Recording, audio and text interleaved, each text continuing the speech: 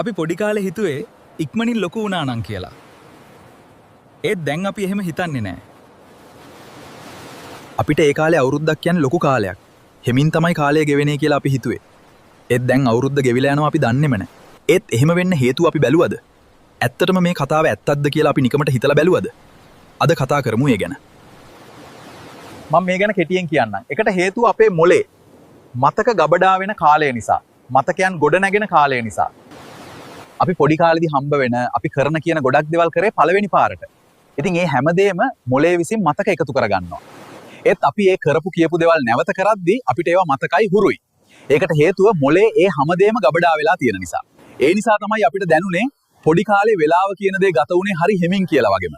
දැන් වෙලාව ඉක්මනින් යනවා කියලා. ඇත්තම දේ තමයි කාලේ කිසිම වේගයක් නැහැ. එදා වගේමයි අදත්. ඉතින් අපි අයි පරක්කු වෙන්නේ.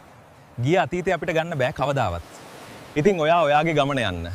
වෙලාව උපරිම පාවිච්චි කරන්න. කාලේ රන් හා සමානයි කිව්වාට ඇත්තටම ඊට වඩා වටිනවා.